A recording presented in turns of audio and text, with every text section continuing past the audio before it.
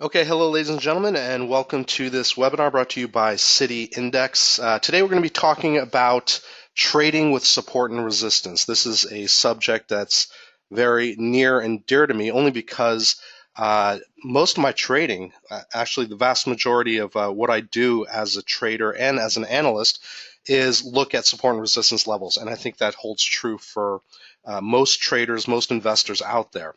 Whether you are a technical trader, or you're a fundamental trader, or you're a combination of both, or if you're just a beginner, support and resistance, these two phenomenon of within the financial markets are extremely important for you to take note of. Actually, I don't know of any trader that either I've talked to or I've been in contact with that doesn't actually pay attention to these two support and resistance. So with that, let's get started talking about these all important aspects of the markets. My name again is James Chen. I am the Chief Technical Strategist at City Index Group. This is part of our webinar, our ongoing educational webinar series that we run every other Wednesday at 8 o'clock p.m. London time. So let's get started real quick with this webinar. First of all, just as always, a quick disclaimer: financial trading carries a high level of risk to your capital with the possibility of losing more than your initial investment and may not be suitable for all investors. Ensure that you fully understand the risks involved and seek investment advice if necessary. Just going to leave that up for a few seconds there for compliance purposes, and then we'll move forward.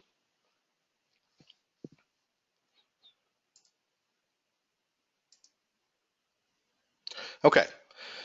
So again, my name is James Chen. Again, I am the Chief Technical Strategist of City Index Group. Basically, what I do is I trade, I analyze, and I educate.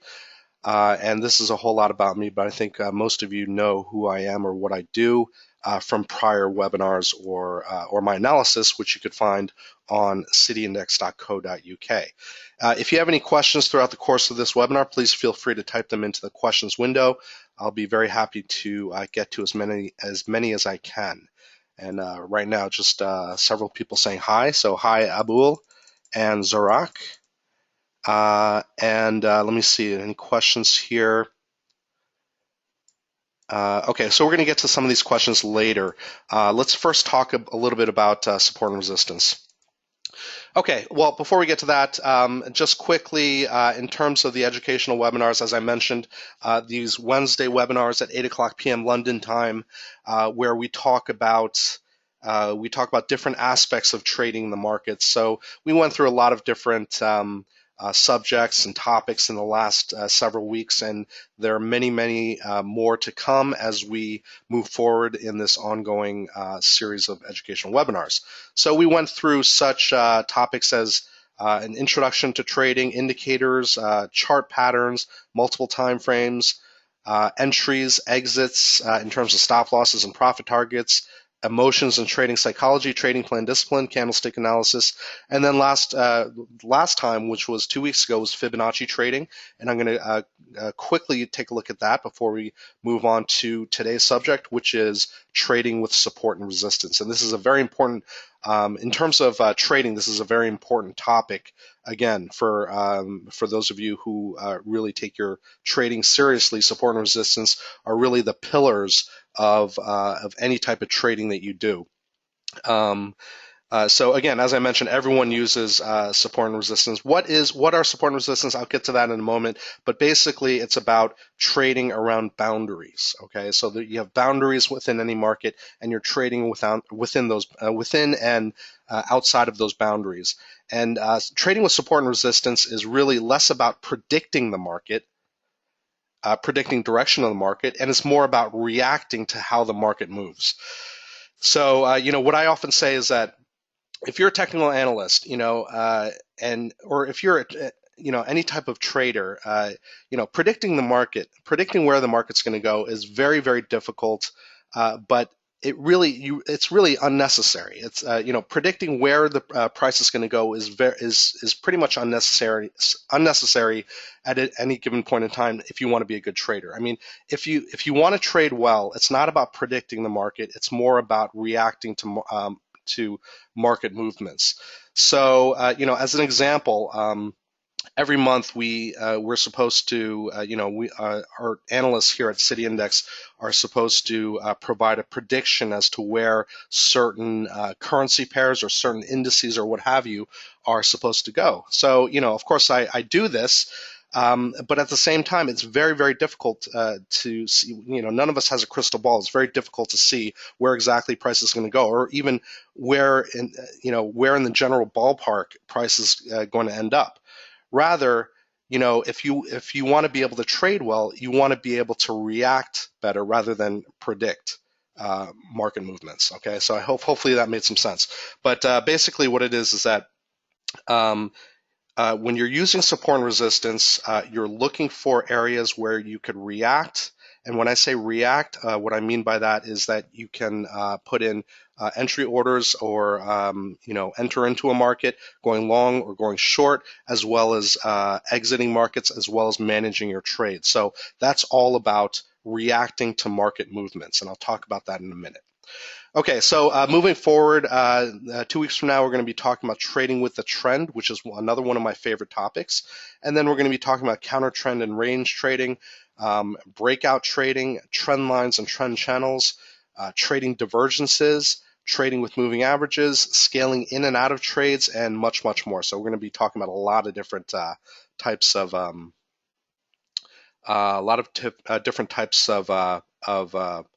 topics moving forward. Okay, so let's move forward real quick.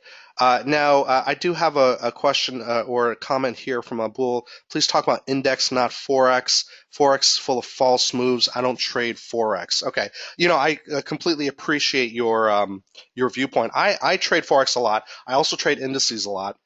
Actually, I trade many different markets. Now, in terms of Forex having a lot of false moves, absolutely, you're absolutely correct on that.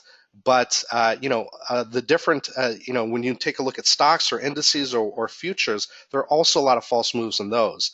Now, what I can say about Forex is that what it tends to do is it tends to trend very, very well, and that's one of the reasons that I tend to trade the currency pairs a lot, because I like those trending moves. I like to look for pullbacks within those trending moves and to trade them accordingly. So that being said, I'm going to be showing some examples today in the Forex market, and then some also in indices. Okay, but basically, all of the principles I'm talking about can be extended to all the different markets. So whether you're talking about Forex or indices or commodities or individual shares or what have you, the principles of support and resistance remain the same, okay, or remain at least very, very similar, okay?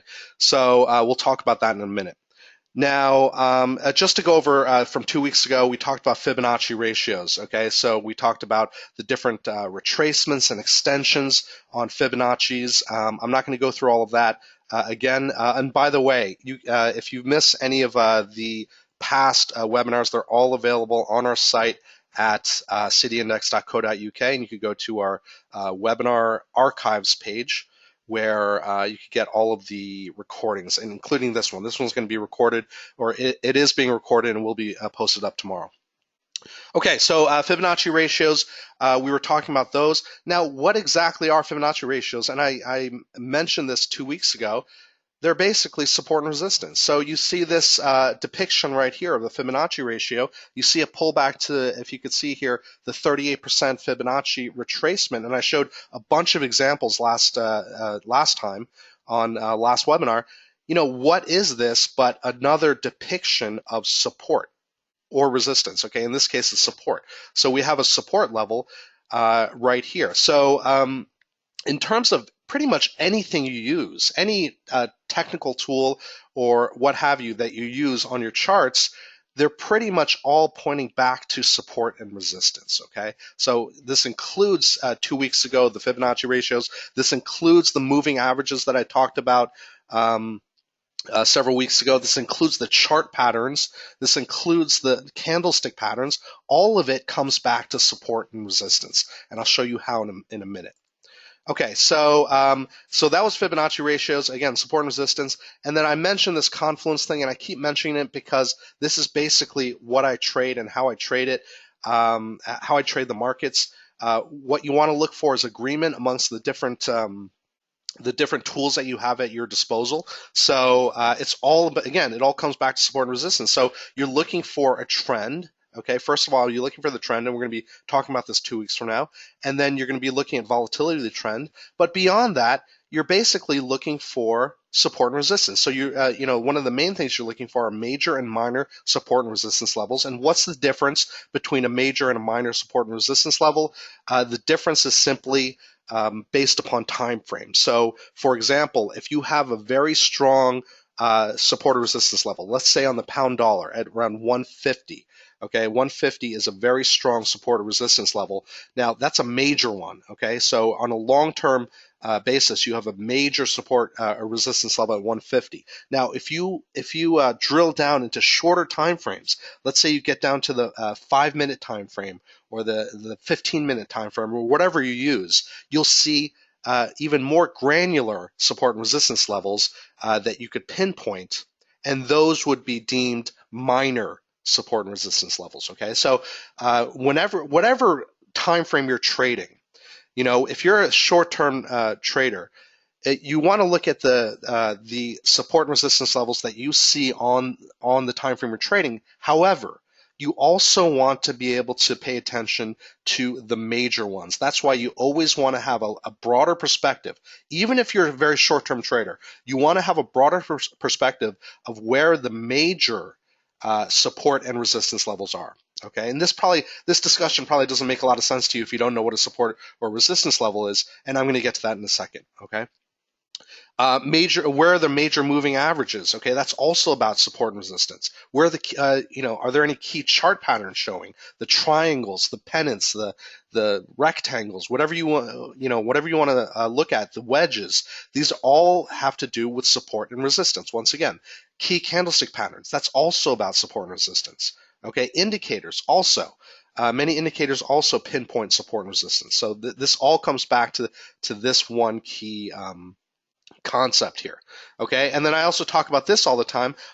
This is my market principle, trend pullback breakout.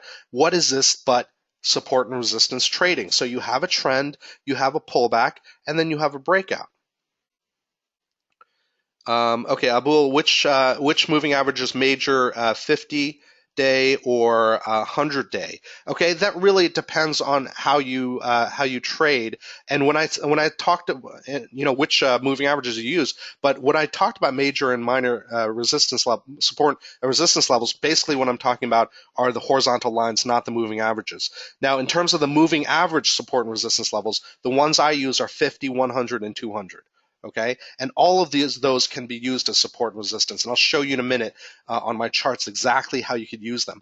But in terms of major and minor, I'm talking basically about the straight lines, the horizontal lines, like at the 150 level or what have you. Okay. Okay, so here you have my market principle trend pullback breakout. What is this but support and resistance trading? You're looking for a pullback towards a support level. Okay, once you find a bounce at that support level, then you're playing the breakout. And what is the breakout? It's a breakout of a resistance level. Okay, so you're looking for a pullback to support and then a breakout above resistance. And this is basically what it's all about. So this red line right here would be deemed a support level. This blue line right here, where you're entering into this particular trade, would be deemed a resistance level. Okay, let's take a look at that on a chart. It's an old chart, but it's a chart nonetheless, just to illustrate this. Okay, so what are you looking at here? You have a trend, and you have a uptrend support line. This is a trend line. Okay, so you have this pullback to the support line, to the trend line, which is support. And then when you want to play this breakout, what are you playing but a breakout of resistance? What is this resistance? It's a counter trend line. Okay, this counter trend line is the line that's showing the pullback. It's going against the trend. And that's a downtrend resistance line.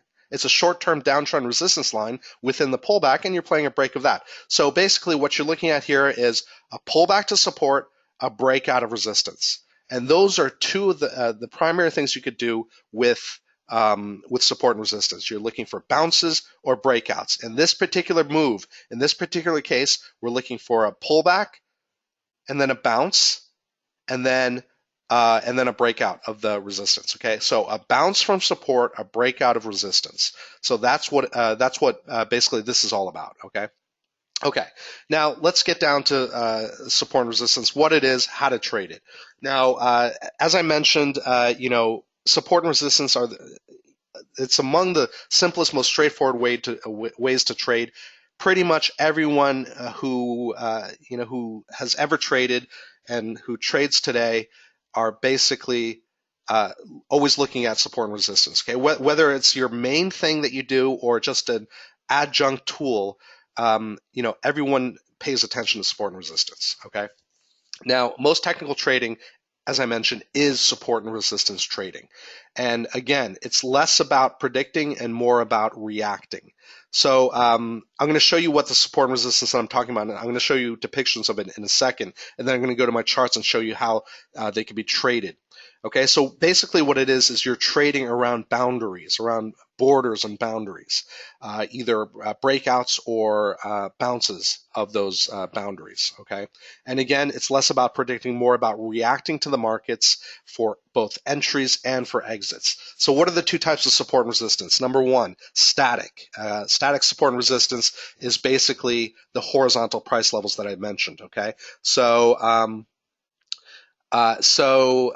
for example, you have the, I talked about the, on pound dollar, I talked about the, let me see, the 150 level. Okay, so 150 level is a relatively strong support and resistance level. Here we see as support, here we see as resistance until there's a break to the upside.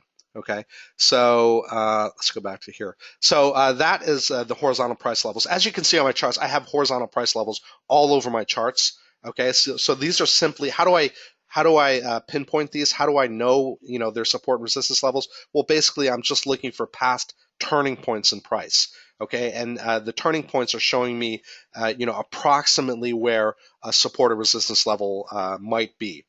Okay, and I'll tell you what they represent in a second. But basically, the static support and resistance are the horizontal price levels. The dynamic support and resistance are the angled straight lines, which include trend lines and chart patterns. So, for example, here, let's take a look at another one here. Okay, so for example, on this chart, this happens to be the euro dollar, but it doesn't have to be. It could be anything. It's just basically you're looking for the angled straight lines, which include this, like for example, this trend line that was just broken to the downside today. It also includes chart patterns like this triangle right here. Okay, so these straight lines, these angled straight lines that are not horizontal, are also known for support and resistance. So basically, you have support down here, and you have resistance up here. Here on this uptrend, you have support, okay? Okay, so this dynamic support and resistance are the angled straight lines and as well as moving averages, okay? So if you take a look once again here, we have these angled straight lines, these chart patterns, okay? And you also have this moving average. So in this case, this happens to be the 50-day moving average. And here it worked remarkably well for quite some time as a resistance level before it was finally broken to the upside back in late April. Okay, just a few weeks, actually a month ago.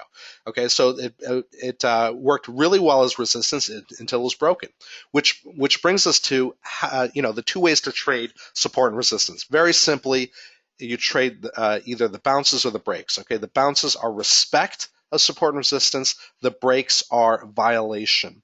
And the reason I put a little star here on the breaks is because I normally use breaks more than I use bounces. Okay, bounces to me are a way to establish some type of support resistance. But then in terms of the actual trades that take place, usually I'm looking for the breaks more. Okay, and why is that? It goes back to my my principle of trend pullback breakout. I'm looking for those breakouts to get into my trades. Okay. Let me take a look here. Now, what's the main idea behind a break of a support resistance level? Well, normally speaking, a support or resistance level should hold, okay, unless some fundamental factor breaks that support or resistance level. And in that case, the idea is that whatever happened to make that breakout occur should push the market in that direction, should have some follow through. Of course, we have false breakouts all the time, but that's the idea behind it, is that some fundamental factor is making this drop like it has, or making this rise as it has, and therefore we're looking for follow through on that particular move. Okay, so case in point, in terms of breakouts. If we take a look here, we saw the euro dollar drop precipitously. Okay, and then it goes into this. Most recently, it goes into this double bottoming pattern right around the 105 level. Okay, this is not a exact double bottom, but it's close enough. It's an approximation, and we see this 105 level as strong support. That was actually my target for quite some time. Okay, so we have very strong support there. Then what we see is we see a move back up to the 108 level. 108 being a very strong resistance level at that time. Okay, we also see this 50-day moving average come down here. So from here, we see a break to the upside, and that was a strong break above the both the 108 level as well as this 50-day moving average. So as far as I'm concerned, along with other aspects of this trade, as far as I'm concerned, this was a confluence breakout. Okay, basically a confluence breakout. It broke out above this resistance and a confluence of resistance, and that made it a stronger trade back up towards the 111 level, which was the target to the upside, the resistance target to the upside. So basically, what we're doing here is we're just trading within and between and outside of support and resistance levels. So if you were to take this break, an alleviation of this big trend to the downside, if you were going to take this break as an upside trade, then basically what you're doing is you're playing the breakout of that resistance level, and then targeting the next resistance level to the upside, which the next major one to the upside, which happened to be the 111 level, and from there higher to the upside was the 114 level.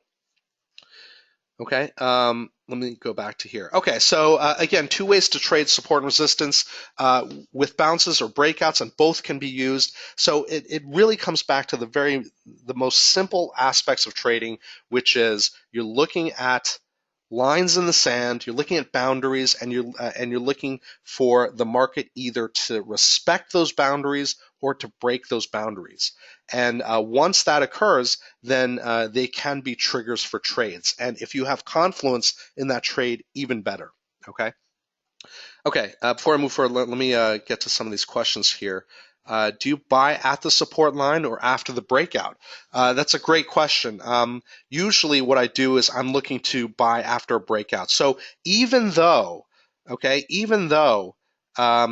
if let's say here, okay, so that's a really good question, Victor, because I think what you're saying is, okay, let's say it goes down to the 105 level on euro dollar. Okay, so we had strong support right around the 105 level, and not just here, but in the past as well. So it goes down to 105. Okay, so should you buy there? Well, if you bought there, it would have been great. You would have made a lot of money on this big rebound in euro dollar, but that's not really how I would look to do it, because how do you know it's going to stop here? Okay, so how do you know it's going to stop here and not drop further? Well, you really don't. So the thing here is that, and by the way, this could be done on any time frame. I happen to be using a daily time frame. People ask me this all the time. Why am I using a daily time frame? Because it's the main time frame I look at for analysis. In my trading, I'm going to be in my actual trading, I'm going to be drilling down into shorter time frames, but for the most part, I'm just showing you this on the daily time frame because it's the one I use the most often.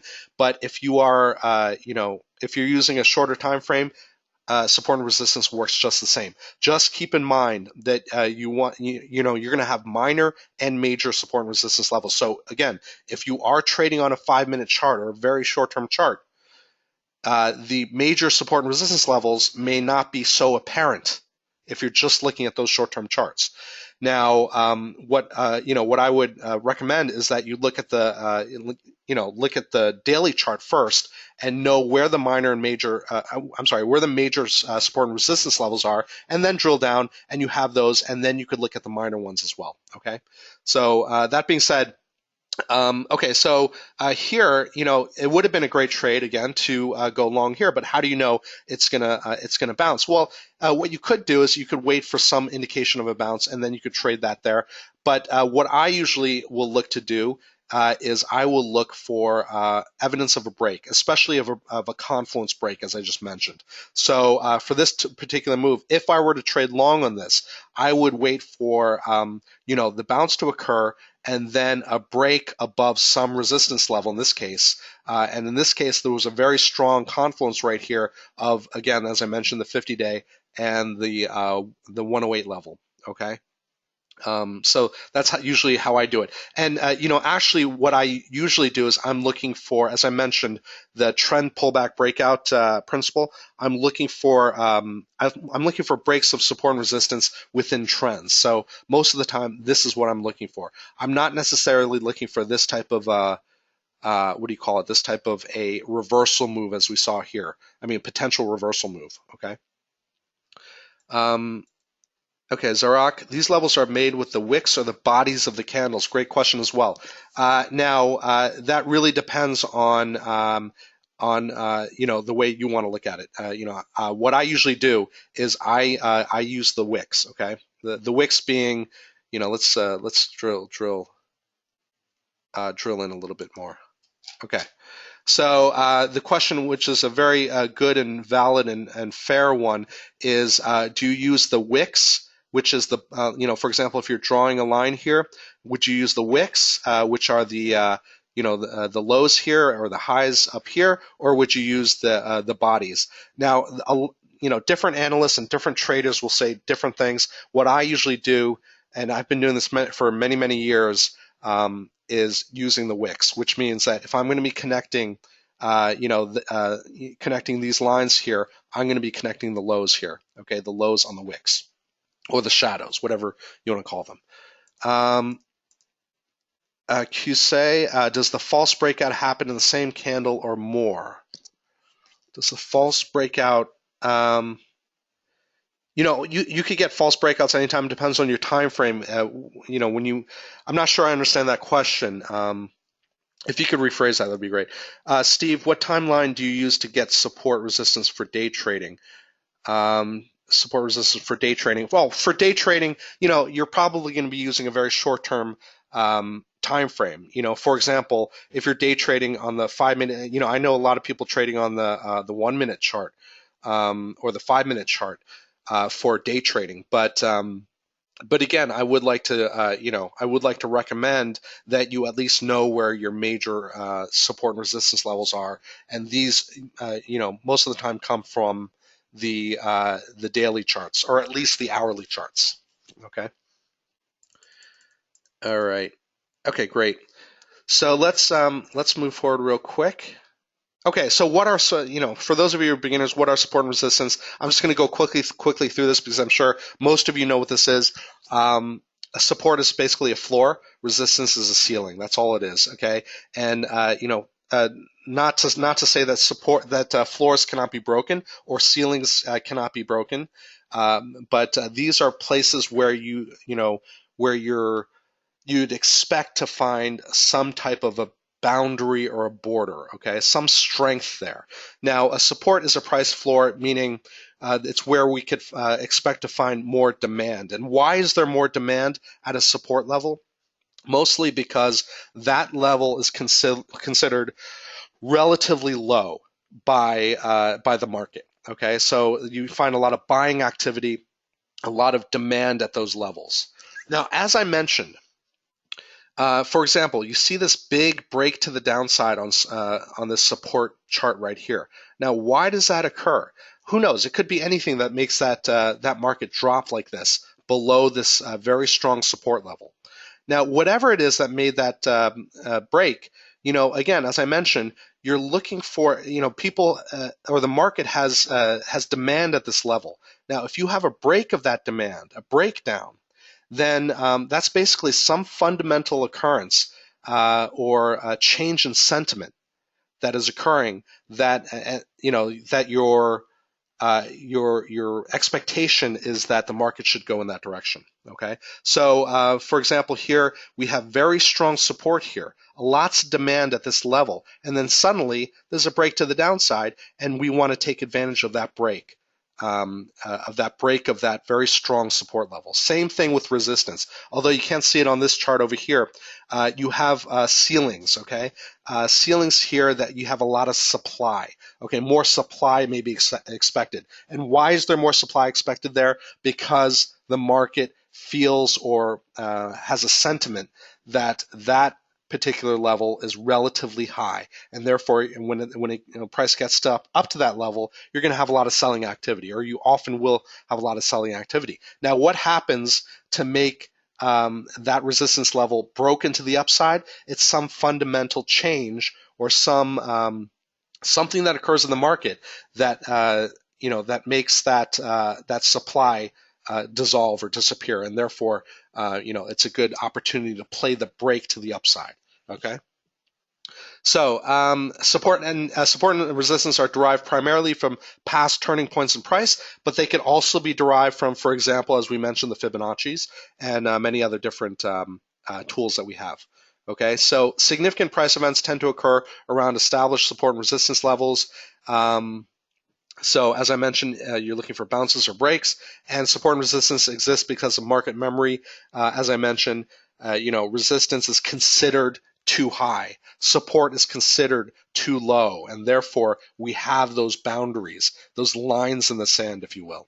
Okay, so we use support and resistance as potential entry and exit zones, support and resistance bounces, or breakouts, as I mentioned before. So that's horizontal, okay? That's the static horizontal, as I mentioned here. Static is the horizontal price levels. Now let's go to dynamic. Now, what are dynamic support and resistance levels? Simply an uptrend, okay, and then a downtrend. Uptrend has uptrend support, downtrend is downtrend resistance. Okay, so we just saw it on the euro dollar chart, okay, the short-term one that was just broken to the downside. But basically what it is that you're connecting the lows, and you asked before, am I connecting the wicks? Yes, I am. I'm connecting the wicks, which are the lows in this case, or the highs in this case on the downtrend resistance line. Okay, so that is support and resistance. These are dynamic support and dynamic resistance, and you'll be surprised to see how often these trend lines can be drawn on any chart, whether it's a stock or an index or a currency pair or a futures contract or what have you. So these trend lines are all over the place, and they represent support and resistance. Okay, so that's dynamic. And another form of dynamic support and resistance are the moving averages. So as I mentioned before, here on the left-hand side, we have right here we have the support. It's acting as support, and then in the down trend, it's acting as resistance. And then we could play breaks of those as well. That's simply the moving average crossover, okay, or the price crossing over moving average is basically a break of resistance or support, okay? So here we have on the right-hand side, we see a break of the moving average to the upside. That's a break of resistance, okay? A break to the downside, a break of support. Okay, so moving averages can often be used, and again, the ones I used are the ones I use on a regular basis, especially on my daily chart, are the 50, 100, and 200-day moving averages. Okay, and those are the ones I use to look for mostly for support and resistance, as well as to look for the trend. And here on the middle chart here, we have a very strong support line here on this moving average. Okay, same thing over here. Same thing over here on the breaks, okay? So let's go to the charts real quick and show you a little bit at what I'm looking at here. let's go. Let's see if you have any questions. Okay. Maher, how many touches of the support resistance line to confirm it as a group of level of support and resistance? Okay, that's a great question as well. How many touches of a support or resistance line confirms it? Well, basically, all you need are two, but I would prefer three. I mean, in order to make a much stronger a support or resistance line, three would do it. But two is sufficient to establish any support and resistance line. Okay, good question there. Abul, I use the MetaTrader 5-minute zigzag indicator for scalping. Can you recommend me another indicator to support my zigzag trading? I don't use that indicator. I've mentioned, I have a webinar from many weeks ago on, and you'll find it on cityindex.co.uk on the best indicators that I prefer, the ones I prefer, okay, which include the moving averages, which include slow stochastics, ATR, and a couple others. But if you want to take a look at that, it's all there on that webinar. Okay, but I don't happen to use the zigzag indicator. I haven't lately. Okay, let's see here. Hamish, do you find daily pivot point analysis useful? Absolutely. Okay, so pivot points. Pivot points are another form of support and resistance. Okay, pivot points are based upon the prior day's price action. For many years, the pivot points have been very popular for trading in the different markets, especially the futures markets. But basically what it is, you're deriving mathematically the support and resistance levels for today from yesterday's price data. And, I've used them in the past. On many occasions, they are used, for, as far as I'm concerned, as another tool to help in the confluence of support and resistance. So, for example, if I find a pivot point occurring right here at this 111 level on euro dollar, okay, I don't know if it's there or not, but if there is, then that for me is going to be a confluence of support. Okay, so a confluence of support, because not only is this a key turning point in price, it's also a psychological number, a round number. And if it's also a pivot point, and it's also, let's say, a 38.2 or a 68 percent, 62% Fibonacci retracement, then all the stronger. So again, I'm always looking for confluence points, and if these confluence points coincide at some particular place, then that trade becomes all the stronger. Okay, so here, as we can see, besides all these breaks to the downside during this very long-term downtrend, very sharp long-term downtrend on euro dollar, I had many different chart patterns within this trend, playing breakdowns of the chart patterns. But not only was I playing breakdowns of the chart patterns, I was also playing breakdowns of key support and resistance levels. Okay, so for example, here, this was a key one. I mean, more recently, this was a very major one. So we had established support at 111, as I mentioned. Okay, so then it went into this triangle pattern. You could play the break of this triangle pattern. But you could also play, if you did not play the break of the triangle pattern, within the trend. So again, trend, pullback, breakdown. So if you didn't play this triangle pattern, then you could play a breakdown below the key 111 level, which occurred right here. Okay, this was back in March. Okay, I'm not sure what Rand Squawk is. Yeah, so you play this breakdown right here. And then here you have the target being the 108 level, and then my target was the 105 level to the upside, to the downside. So then we come into another triangle pattern here.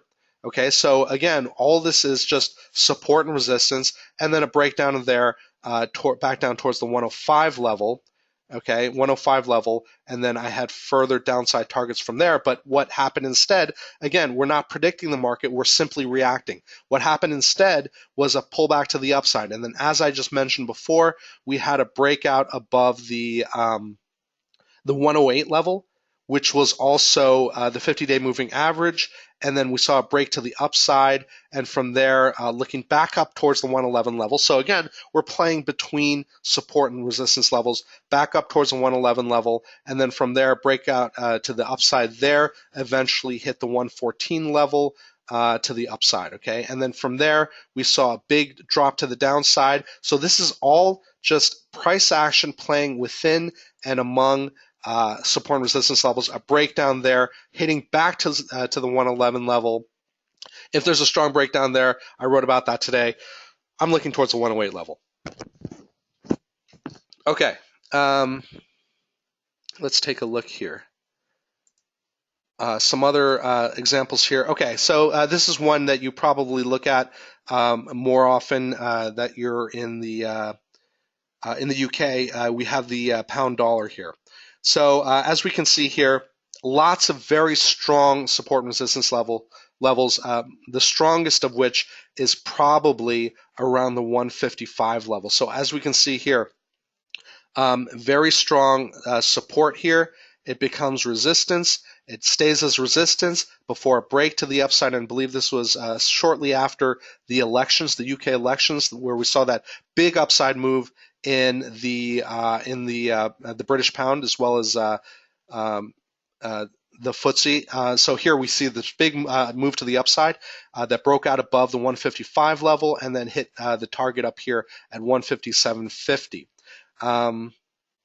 So let me see what other, we had the 150 level, as I mentioned before, as very strong support and resistance, and we play breaks of those as well, breaks or bounces of those. Here we have, again, the 50-day moving average, okay? So that breakout to the upside above this level here also coincided with the breakout above the 50-day moving average, and then a breakout above the 150 level, and then we saw it hit the 152.50 level to the upside. So really what it's all about is, again, playing between support and resistance levels, a breakout above the 152.50 level, which was also a very strong resistance level. If you played that break, it goes all the way up and hits the 155 level, or it comes close to hitting the 155 level, just by a few pips, and then we have this strong 155 level as the target, as well as this 200-day moving average as resistance there as well. And then again, a breakout above 155 coincided with a breakout above this 200-day moving average and up towards the 157.50 level. And from there, it goes slightly above 157.50 and then falls all the way back down towards the 155 level. And right now, we're right around where this very steep uptrend support line is there. Now, if we see a further downside move on this pullback, then once again, I'm looking down towards the 152.50 level. Okay, so that's basically what it's all about. We have your John. Great question there. Great question. Will you have your PowerPoint slides for download? As always, if you want my PowerPoint slides, you could simply email me at james.chen@cityindex.com. I'll be more than happy to send them to you. Okay, Abul, best support is on a pro trend line chart. I'm not sure what that is. Pro trend line chart, not sure what that is. Okay, so that's basically that. Now, if we take a look at dollar yen, I know I'm showing a lot of currencies here. We take a look at dollar yen, very strong, very strong resistance here at 122. We see this double top here at 122, and then we see this triangle pattern, etc. So it's all about playing within support and resistance. Okay, let me take a look here. Okay, so as most of you may have known, if you look at gold at all, we saw that breakout above this, descending trend line here. So, to the person's question before, how many hits does it take to become a support resistance level? In this case, it's just 2. Okay, which is fine. Other cases, we have very strong support and resistance at certain levels. So, for example, on gold. Here, this is a very strong level, or I would call it an area, because as you can see, this is not an exact science. but we have very strong support at 1180 on gold. So as you can see here, very strong support. I know that this was lots of moves to the downside below there and then pops back up, but basically it's a very strong support area. 1180 on gold. But anyway, we saw this break to the upside here. I'm looking for more of a recovery in gold, looking towards the 1240 level, another resistance level. But anyway, we saw a breakout above there, a simultaneous breakout above this 200-day moving average. Okay, so that's a confluence break. Okay, let's go to real quick before I wrap this up. Okay. Okay. I just wanted to show you, here, this is on the FTSE. If you take a look at this at the, what is it, the 6880 level or so, how much of a better depiction of resistance or support can you get than this right here? I use this chart. The reason you see all these candlestick patterns is because I used this for my other webinar a few weeks ago. But anyway, so if you take a look at this, how much of a better depiction on an index can you see resistance here than at the 6880 level, where it's almost, what is it, like maybe 5 times it was respected. Okay. All right, let me take a look. Okay, so yeah, so I mean, the same thing with wait. So these types of bounces and breakouts can be used in all of your trading. If you take a look, let me bring up another chart real quick. Oh, okay. So what I was talking about on my webinar on candlestick patterns was that in conjunction with these support and resistance levels, if you use such candlestick patterns as hammers and shooting stars, and we talked extensively about this, then you could see that it's all about confluence. So, for example, at this particular level, for example, this I guess it's 6260 or so, we see this very strong hammer candle here, and this occurs at support. So the fact that a particular support resistance level is there doesn't mean so much if it doesn't have confluence. So that's why I'm always looking for confluence, which includes these candlestick patterns, which include my indicators on the bottom, including stochastics, etc., which includes also the chart patterns and the moving averages, etc. So if you have all that together, then you have a better chance of having higher probability trades. So, for example, you take a look here, we see right around a very strong resistance level here. This is the 7,000 level right here. We see a very strong confluence of resistance, and we also have the succession of candles. We have a doji, we have a hanging man, we have another doji, shooting star, I'm sorry, and then we have a very strong, no, that's a hanging man, and then we have a very strong shooting star right here, and then we have a move to the downside. Was it important that there was a shooting star there? Only because there was very strong resistance at the 7,000 level, and from there we got a subsequent move to the downside. Okay, Abul, please explain the pivot line again. If the pivot is below market price, then the pivot becomes support, and if the pivot is above the market price, then the pivot becomes resistance. Yes, that's the case, Abul. Yes. So that's a good question there. What is if you use pivot points? If the pivot line, the pivot line that's again mathematically derived from the prior day, is above current price action, then that acts as resistance. If the pivot line is below price action, then that acts as support.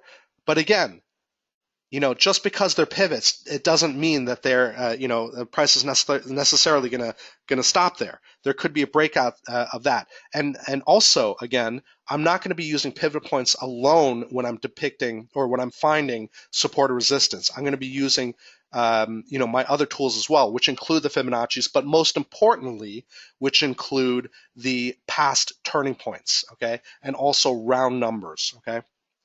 I hope I haven't succeeded in confusing many of you, because I was rambling a bit. But I think we've run out of time here. Again, if you have any questions regarding what I brought up to you today, support and resistance, again, is really the pillar of any type of trading that you probably going to look to do. So it's been the pillar of my trading for many, many years, and it's a very important topic. Very important part of your trading. If you have any questions regarding any of this, please feel free to email me again at james.chen@cityindex.com. Also, if you want a copy of these slides, then also feel free to email me at james.chen@cityindex.com. And again, as a reminder, the next webinar will be 2 weeks from now. I'm going to be talking all about trend trading, which I talk about a lot, and that should be a good one. So until next time, I'd like to thank all of you for your time today. Thank you very much.